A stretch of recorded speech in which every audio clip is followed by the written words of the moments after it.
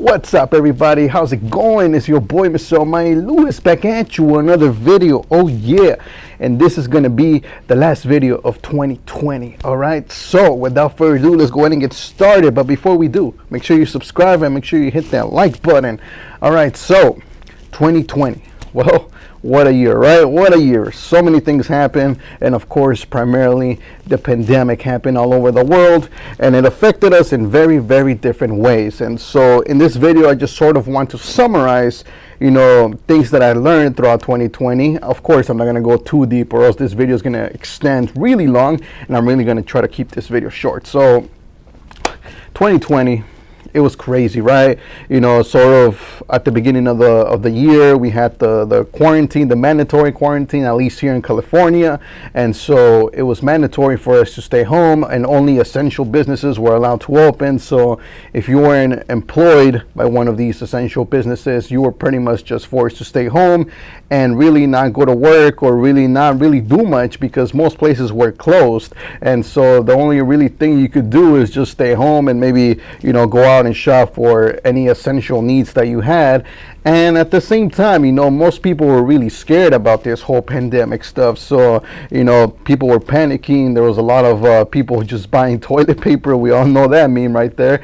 And there was just a lot of confusion surrounding people, because, this is something that hasn't happened in our last century. And so, a lot of people are just trying to figure out how to respond to this situation, because, you hear information left and right. These people say do this, these people say that. And there was a lot of people predicting the future as well, like this is going to happen in the next few months, so you better be ready. So you got to do X and Y. And so a lot of confusion, right? A lot of confusion. And so yeah. But the primary thing here is that quarantine, right? So that isolation. So, a lot of people sort of realized, like, whoa, the type of situation they found themselves in, because who knows, maybe you live with someone that you're not very comfortable with, and so you were finding some sort of peace by just going to work and hanging out with your friends, and then, you only came home for, a few hours, maybe just to sleep, and then you left again, right? Well, now you can't really do that. Now you were actually forced to face, whoever you had there, or perhaps, you're an extrovert, and so you going out there and talking to people, creating conversation, is one of your things, right? And so with this pandemic, you were unable to really communicate with everybody because of the whole protocol to stay 6 feet apart. And then there was the whole fear of getting the actual virus. And then, there was just so many things, right, that prevented you from actually going and gathering up with people and, conversing that way. So you pretty much had to use the alternatives like Zoom and all these other pieces of software that allow you to communicate with somebody else through, the internet pretty much. And so, it's not the same, but that was sort of a something to resort to, if you really needed to talk to somebody. But for the most part, most extroverts were freaking out because they couldn't go out there and communicate with people, so they were just forced to stay in isolation by themselves. And this led to a lot of extroverts really going into depression because they've never faced such a situation before. And so yeah, that's quite unfortunate. But of course, there's always that opportunity to really, tap into your introverted side, which may not be as big if you're primarily an extrovert, but you can still tap into that introverted side, because we all have a little bit of both. And so you can tap into it and really embrace the isolation and try to do things like, focus on yourself, really zone into those deepest, thoughts that perhaps before you were unwilling to go, because maybe those thoughts are a little bit painful. And so now you have the time, you have the resources, really, like the internet, you have books, things like that. You have time to just concentrate on those thoughts and really see what's really there, and really use that to understand yourself a little bit better. And by doing that, you'll be able to grow yourself as a person, as an individual. And so when this quarantine thing was over, that's pretty much something that you could take with you and experience, knowledge that you can take with you out into the real world once everything goes back to normality. And so that was that. And then of course, you had the introverts on the other side, which pretty much had a blast, right? Like pretty much talking like people like me, because when I went into quarantine isolation, I was pretty happy, because, finally, I don't have to, interact with the world so much. I could just stay home and relax and be on my computer. And I did a couple of things there, primarily, of course, I was studying. I was doing a lot of research and knowledge about the pandemic. And of course, the mindset to really have towards this situation, because I had to adapt. I knew that we were in a situation that was not going to improve very quickly. So I had to, take measures. And I don't mean like actual measures, like, doing crazy stuff out there, but internal wise, I had to get the right mindset. I had to get prepared. I had to go from there's those stages of grief, where you go from like denial to really acceptance. And so I'm not going to get into that because that can be its own separate video, but you go from those stages where you're pretty much repressing. You don't want to accept the fact that we're in such a situation. And so you're trying to get from there to really to acceptance, to where you're like, okay, you know what, I understand, we're in this situation, it is what it is, and so you have to deal with it accordingly. But of course, you need the right mindset, the mindset that's going to be positive, the mindset that's going to push you into you taking positive action. Because if you don't have the right mindset and you let the circumstances and everybody else around you just sort of dictate what's going to be your next step, then most likely you won't be in control of that next step. And so, this can lead you in so many different directions. It's pretty much unpredictable. But if you actually take the time, you become responsible for your mindset, you can actually, take charge of whatever mindset you have, and you can take charge of what the next step is going to be. And so you can pretty much be prepared for the next step. And so that's one of the things I was doing while I was in quarantine. So I was studying, I was listening to these great minds, doctors and people like that, who were pretty much sharing their thoughts on the virus and how to really stay safe, how to really actually stay safe, because the news were like, they were all over the place. In my opinion, the news were just inflicting a lot of fear into the people, and I was not okay with that, to be honest. That's why I never really saw the news, unless of course it was like a serious update as far as like the lockdown and when the restrictions were going to be lifted and what things were closed and what things not. But other than that, I didn't really look at the news for like any updates as far as like what's going on with the actual virus and how it's being controlled and stuff like that. I really didn't really look at that. I looked at other sources which to me were more credible. And so I was doing some of that at the same time, of course, doing my own personal development, because I love personal development. And of course, I got into things like writing books. So I wrote 4 books during the quarantine. Technically it was 5, but like the 5th one, I only wrote half of it in quarantine. The other half, the restrictions were lifted. I was able to come back to work, so I finished off the rest of the half here at work, and so that was awesome. But I wrote the first 4 books that, in my opinion, were amazing to write at the time. Of course, they came with their struggles, so it wasn't easy to write these books. I had to go back and edit a lot of things and rewrites and all this stuff that goes into writing books. But at the end of the day, I got it done, and I felt really good. I felt accomplished. I felt like I actually did something productive out of the quarantine. So I did that. And of course, as you may know or may not know, but I'm part of the Develop Your Mindset podcast. So that podcast, of course, I was still, recording that with my boss through Instagram, and though that was pretty cool as well. That kind of kept me like a little bit sharp as far as like sharing content, because previous to that, we were doing that every Saturday, and of course I was making videos like these, but I had just started making the videos like these. This YouTube channel didn't even start, actually. This YouTube channel was actually born during that time as well.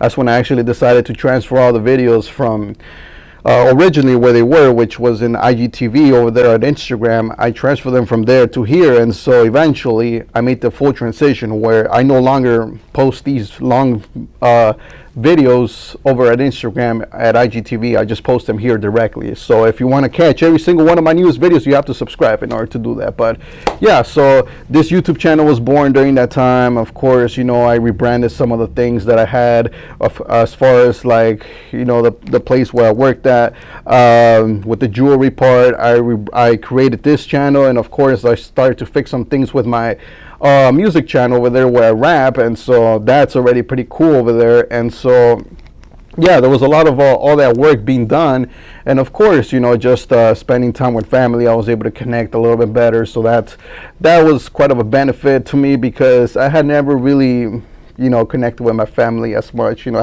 hadn't spent that much time with them, and so this time really helped me to just connect with them and be able to connect with them at a deeper level. Not just a superficial level. Where I kind of know like, okay, these are my parents, but like I was able to connect with them at a level where like I saw them more as like their human side and their kind side, and so there was just a lot of benefits to the whole quarantine in that time. And so would I want to do it again? Of course not.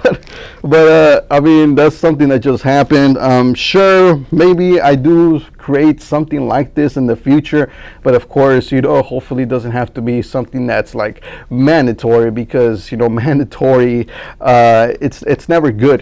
It's never good for the mind, because at that point you feel a little bit restricted. It's almost as though you're like incarcerated, and so you start going a little crazy because you're like, oh my God, like we're going crazy, this is happening, this and that, and so you start losing it a little bit. So I don't think I will lose it anymore though, because I have gone through it. I mean, I didn't lose it this first time, which is the first time I've ever even gone through that.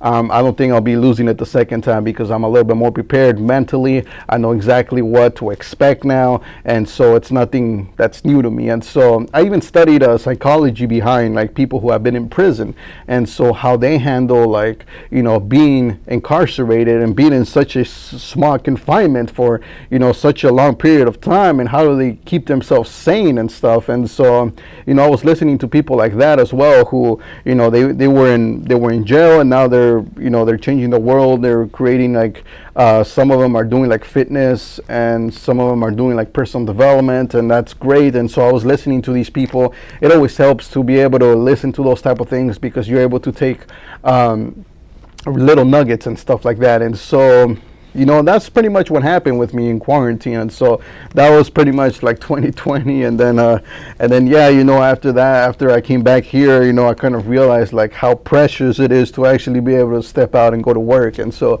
that's when I started to really, really step on the gas. And I was really, hustling here at work. I was putting in a lot of hours. And of course, I finished that one book, like I said. Then I created the audiobook versions for all these books, which I myself recorded and edited, and it was quite of a struggle. I gotta say, it was not an easy task actually to record the entire book. This was like hours of work, and that was individually. Individually we're talking about like a couple of hours here, and so it was a lot of work, but at the same time it was a lot of fun. It was a great experience to be able to record these audiobooks, which you can find here on my channel if you want to check those out. And of course, if you want to check out those books that I spoke about, you can also check them out down below. There will be links so you guys can download those. And yeah, I mean, but that was that, and it was great. I mean, yeah, so the audiobooks, and then the music which I've been doing a lot of, and that I've been improving. Of course, that's really just me, taking influence from the people that I listen to, and then I sort of apply it over there in the music that I make.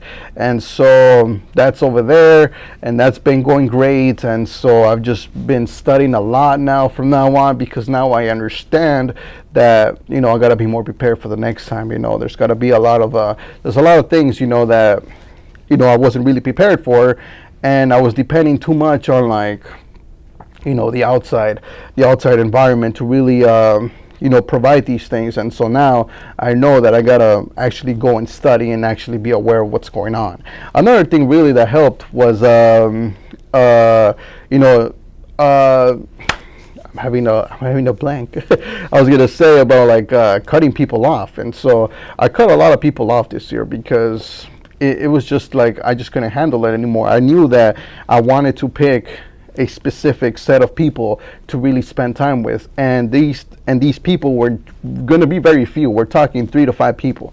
I don't want to spend I don't want to like share my time and share my energy with like tens of thousands of people, because that's just too much. I'll do it online. I'll make videos like these, of course, but to have really close friends, friends that you can actually trust, and perhaps a relationship partner, which I currently don't have right now, because that ended in quarantine as well, because I realized how valuable I actually am. And of course, out of respect towards her as well, I didn't want to continue going on with this, so I pretty much cut that off, and that was no more at that point. And so that was pretty good for me as well, because I felt a little bit more liberated. I felt a little bit more like a little bit stronger, a little bit more worthy. I felt a little bit of more confidence. My self-esteem rose a little bit as well, and I pretty much replicated that with pretty much a lot of people who I had around me, who were pretending to really support me, who were pretending to really be there and really care about what I did. But at the end of the day, they didn't really support.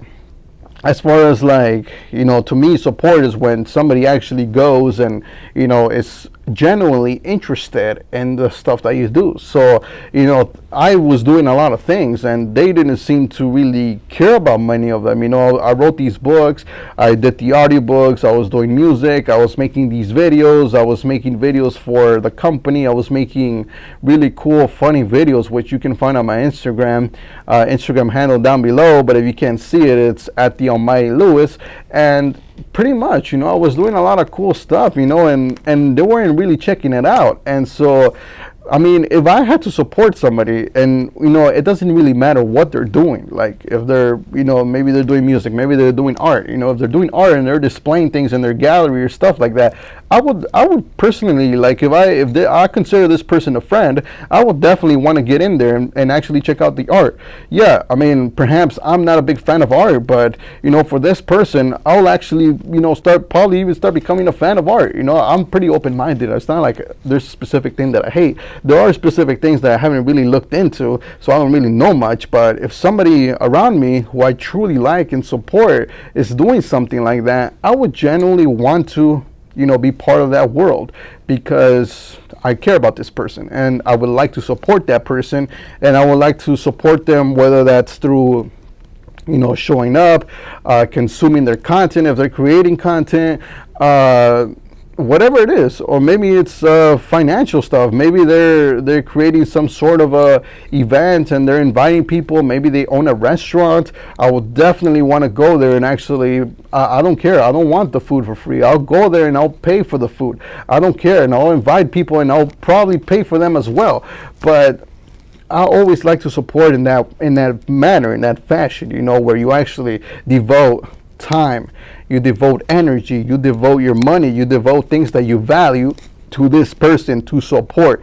That's when you're actually, because that's when it's actually selfless, as opposed to helping or showing support from a place of narcissism, where you pretend to support, but you only support when it's convenient to you. And so that's not the type of support that I want. So I had a lot of people who were supporting me in that fashion, so I just pretty much had to cut them off, because they just didn't have the best intentions for me. And I don't want those type of people, because those type of people, like, I don't want to depend on them as well, because who knows, if I ever depend on them, they'll probably just turn their backs on me and be like, hey, you know what, I'm busy, or I can't do that, or this and that, right? They come up with excuses and stuff like that. So pretty much that's what I learned in this year. I can't really do stuff like that anymore. And so I thank 2020 for teaching me all these lessons. To me, 2020 was a weird year, of course. There's a lot of things that I miss, which primarily bowling. I really miss bowling. As many of you guys may know or may not know, I am a bowler, and I was aspiring to be a professional bowler. To be honest, I was actually getting there. I was very close already. Like, my points, my average was already in the 200s, and I was aspiring to become a really good bowler. So I haven't been to a bowling alley in like months already. I don't think I will in a few more. And it's pretty sad. But I mean, I hope that I'm able to step into a bowling alley very, very soon. I do miss that, but other than that, I mean, of course, there's restaurants, the whole experience of eating there and stuff like that. Of course, those things I do miss, but bowling is like that's a passion of mine, and I really can't wait for the bowling alleys to reopen so I can get myself in there, and hopefully I can complete that journey that I was on of becoming a professional bowler. And so yeah, but other than that, I mean, great year. I think I learned a lot. I pretty much learned a lot in this year. I probably learned, like, this is the year I've learned the most, and pretty much this is the year I've worked the hardest as well, because of what was going on. It kind of, forced me to really tap into that deeper self, where I was pretty much just working hard, and I realized the potential that I have to work even harder. And so next year, that's going to be reflected even more when I start working even more, and I start taking a little bit more risks as well, because you start taking those risks as well, because you start to realize that, hey, you know what, your whole situation here, your whole life can change in just a few minutes, a few seconds. In the next month, your life can be completely different. And so, and also with this pandemic going on, there's this virus going on. I'm not going to get into the fact if it's real or not, or if it's as dangerous or not. But, according to, some of the things I've been saying around, this is pretty deadly. So, you can catch something like that, and that'll be it. That'll be the end of you. So, don't take your life for granted. Make sure you're very grateful for what you currently have, and be grateful for the potential that you have as well, and don't waste it. All right, so if you know that you have potential to do certain things, don't waste your time right now postponing it. Don't waste your time procrastinating. Don't waste your time being scared of it. If you have the potential to go out there and do something of meaning with your life, make sure you go out there and you take the right steps in order to ensure that actually happens, because you have no idea how much time you have left. I don't have an idea how much time you have left. I really don't know. Nobody really knows. And so you have to make the most out of every second, every minute. That way you can ensure that if such thing were to happen, if you were to pass away, at least you know that you were on that path. You did everything you could at the time when you were alive. So that's pretty much it. I didn't want this video to go too long. Unfortunately, it kind of did. So if you made it to the end of this video, thank you very much for watching. Thank you very much to everybody who has subscribed to my channel. I really, really appreciate it. I know that my videos right now, it's just me right here with the camera, just recording and talking to you guys. There's no special effects. There's no crazy things going on. But that will be coming later on in the year. Once I'm able to devote a little bit of time into this channel. I've seen that the subscriber count has grown, and I expect it to grow a little bit more. So once it does, once I see that it's worth or it's something that you guys want me to do, I can for sure add a few things here and there into the video that will make it a little bit more exciting. Maybe like music in the background, or like little pop-ups here and there. They're gonna help you consume this content a little bit easier, as opposed to just looking at me for 22 minutes here. And so yeah, but that's coming later. But thank you so much for watching all of my videos that you have watched in the previous in the whole year, really. And pretty much thank you for watching any of my videos. Thank you for watching till this specific moment here. And happy New Year to everybody. And I hope you guys find the good in this year, because there was pretty much a lot to extract from this year. And of course, if you need help with that, that's what my channel is for. Especially if you're an introvert, you're going to relate with this information a whole lot better. So if you're an introvert, this is the channel for you. This is the channel where I'm going to cover so much good information as far as your personal growth. Maybe in 2020 you fell off a little bit, you felt a little depressed, you felt a little bit confused. In this channel, I will help you understand a lot of the things that happened this year. And so yeah, so happy New Year. Thank you very much for watching. I had a blast with you guys this year, and I know I hadn't been uploading for a little while, and that was because I was focused primarily on my music channel, but I will get back into this channel, of course, with time. And so I will be making more cool videos like these. And yeah, so thank you so much. Subscribe, hit the like button, comment down below anything you want. Happy New Year, and I'll see you guys in the next year.